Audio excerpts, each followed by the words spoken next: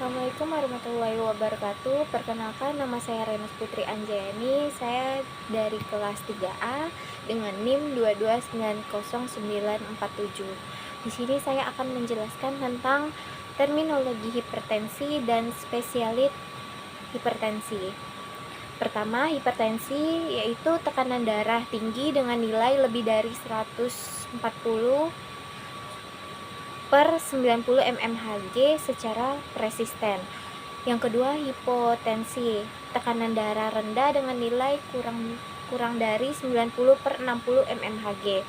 Sistolik, tekanan darah saat jantung berkontraksi atau angka atas dalam pengukuran tekanan darah.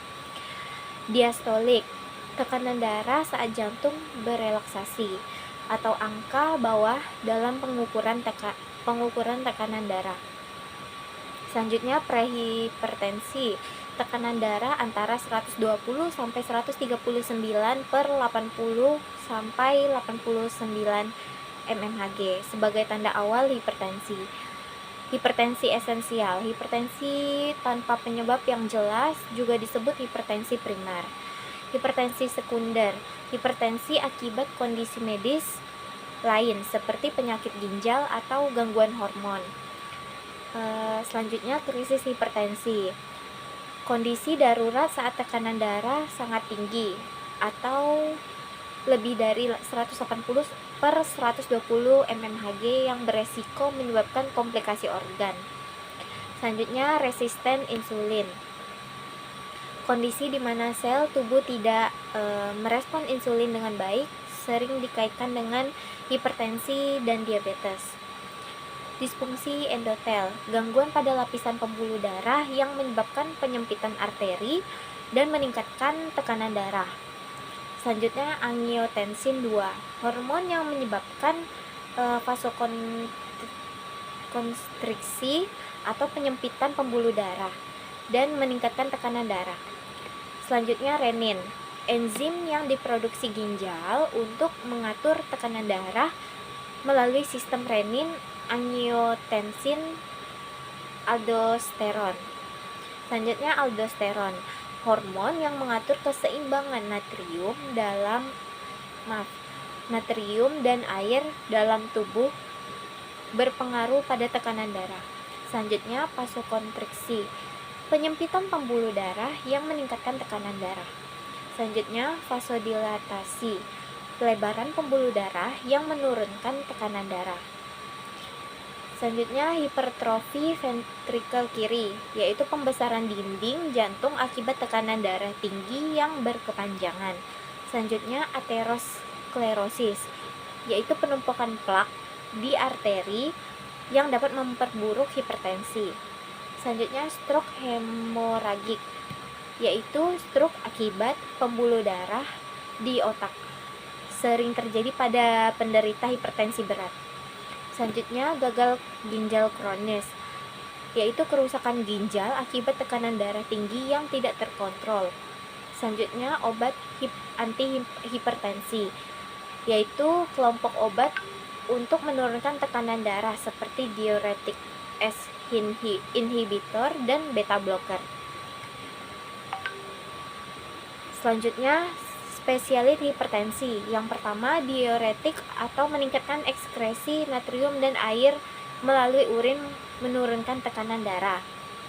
Di sini ada 4. Yang pertama, hidroklorotiazid, nama patennya Acidrex dan Microzide. Selanjutnya, furosemid, itu lasik dan furokot. Selanjutnya, spironolakton, itu aldakton dan karospir. Selanjutnya, indapamid, natrilix, dan lozol. Yang kedua, beta blocker, untuk mengurangi kerja jantung dan menurunkan tekanan darah. Yang pertama, propranolol, itu inderal dan hemaniol. Selanjutnya, metoprolol, itu lopresor dan toprol XL. Selanjutnya, atenolol, itu tenormin dan betakat. Selanjutnya bisoprolol, yaitu konsor zebeta. Selanjutnya yang ketiga, S inhibitor, yaitu menghambat enzim S untuk mencegah pembentukan angiotensin 2 yang menyebabkan vasokonstriksi.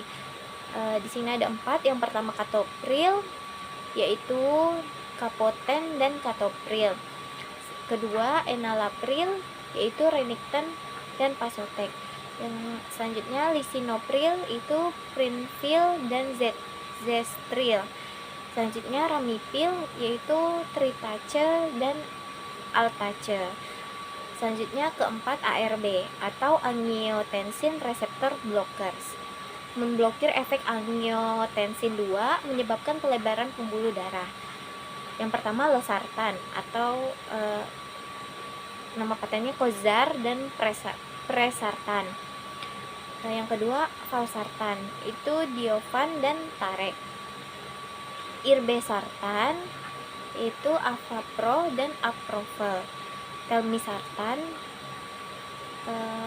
obat patennya Micardis dan Pritor. Selanjutnya yang kelima kalsium channel blocker, yaitu menghambat masuknya kalsium ke dalam sel otot jantung dan pembuluh darah, menurunkan tekanan darah. Yang pertama amlodipin. Amlodipin contohnya Norvax dan Amlor. Selanjutnya nifedipin, contohnya Adalat dan Procardia. Selanjutnya diltiazem, contohnya Cardizem dan Dilacor. Selanjutnya verapamil, contohnya Isoptin dan Calan. Yang selanjutnya keenam alpha blocker atau menghambat reseptor alfa yang menyebabkan vasokonstriksi, membantu pelebaran pembuluh darah. Yang pertama prazosin, contohnya Minipres dan Vasoflex. Doxazosin, contohnya Cardura, Doxadura. Terazosin, contohnya Hytrin dan Zayasel.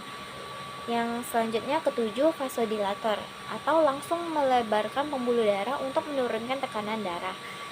Yang pertama hidralazin, contohnya apresolin dan mepresol. Selanjutnya minoxidil, contohnya lonitan dan rogain. Sekian yang dapat saya sampaikan. Wabillahi taufiq wal hidayah. Wassalamualaikum warahmatullahi wabarakatuh.